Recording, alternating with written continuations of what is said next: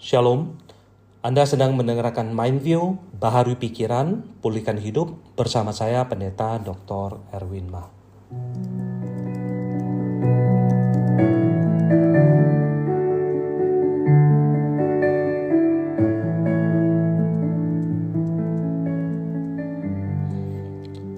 Dalam kitab Habakuk pasal 1, seorang nabi Tuhan berani berkata sesuatu yang mungkin tidak pernah engkau berani ucapkan.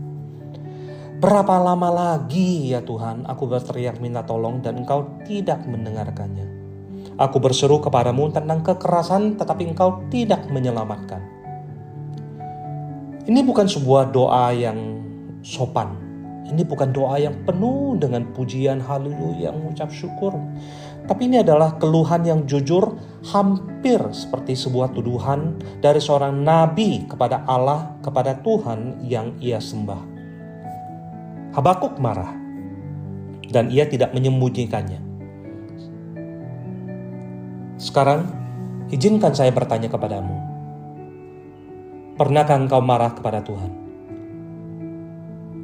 Mungkin engkau langsung ini menjawab, oh tidak, saya tidak berani marah kepada Tuhan. Tetapi coba periksa lebih dalam di dalam hatimu yang paling dalam, yang mungkin orang lain tidak tahu. Ketika doamu bertahun-tahun tidak dijawab, adakah kepahitan yang diam-diam tumbuh di dalam hatimu? Ketika orang yang berbuat jahat justru hidup makmur, apa yang dikerjakannya kelihatannya sukses menurut kacamata dunia. Sementara engkau yang menghormati Tuhan, yang takut pada Tuhan, yang berusaha hidup benar terus di hadapan Tuhan, dan engkau terus menderita. Tidakkah ada protes yang membara di dalam hatimu, di dalam dirimu? Ketika anak yang engkau doakan siang dan malam sakit dan akhirnya meninggal. Ketika pernikahanmu hancur padahal engkau sudah berjuang dengan sekuat tenaga.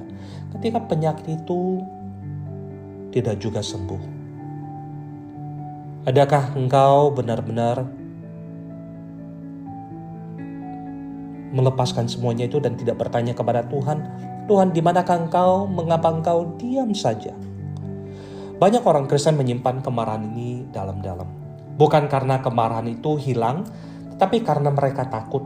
Takut dianggap kurang beriman, takut dianggap tidak bersyukur, takut Tuhan akan semakin menghukum mereka karena berani marah kepadanya atau kecewa kepadanya. Jadi engkau tersenyum di gereja, engkau menyanyikan pujian dengan mengangkat tangan. Namun di dalam hatimu ada suara yang tidak pernah engkau ucapkan. Tuhan, aku kecewa, aku marah. Hari ini dengarkan baik-baik. Menyembunyikan kemarahan bukanlah tanda iman. Itu hanya kepura-puraan yang dibungkus bahasa rohani. Lihatlah Ayub ketika kehilangan hartanya, anak-anaknya, dan kesehatannya. Ayub tidak berpura-pura baik-baik saja. Ia bertanya kepada Tuhan dengan sangat keras, hampir seperti menggugat.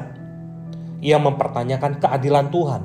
Dan lihat juga Daud, dalam banyak hal, di dalam Mazmur ia berteriak, "Mengapa engkau membuang aku, ya Allah?"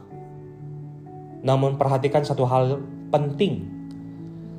Ayub, Daud, Habakuk, mereka marah kepada Tuhan. Tetapi mereka tidak pernah meninggalkan Tuhan. Mereka membawa kemarahan itu langsung kepadanya, kekecewaan itu, bukan menjauh dari Tuhan. Disinilah letak perbedaan antara kemarahan yang jujur dan kemarahan yang menjadi dosa.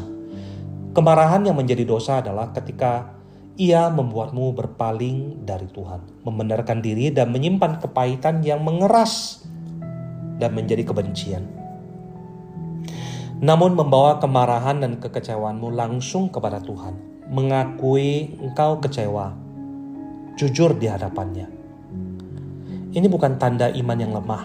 Ini justru tanda bahwa engkau masih percaya ia layak diajak bicara. Orang yang benar-benar tidak peduli tidak akan repot-repot marah.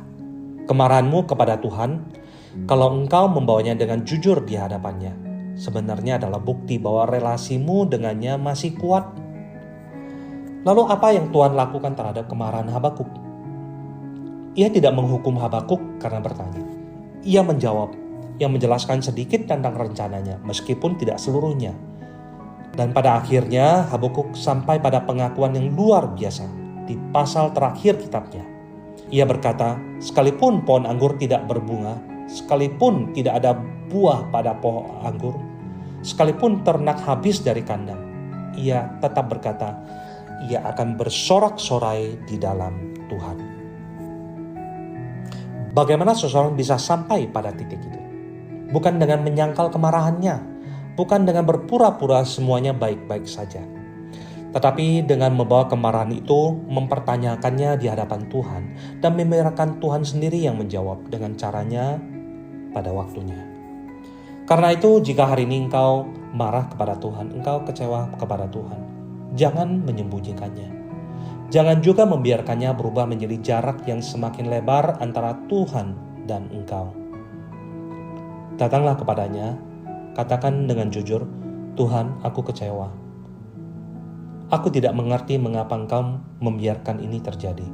Aku marah. Tuhan sanggup menanggung kejujuranmu. Ia tidak akan menghancurkan engkau karena keluhanmu. Yang perlu engkau jaga bukan perasaanmu, tetapi arah hatimu. Jangan biarkan kemarahanmu, kekecewaanmu membawa engkau pergi dari Tuhan. Bawalah kemarahan dan kekecewaanmu kepadanya. Sekarang, mari berdoa. Tuhan, aku mengakui bahwa selama ini ada kekecewaan yang aku simpan sendiri. Ada pertanyaan yang belum aku berani ucapkan kepadamu dengan jujur. Hari ini aku datang apa adanya. Aku boleh tidak mengerti jalanmu. Aku boleh kecewa dengan apa yang terjadi.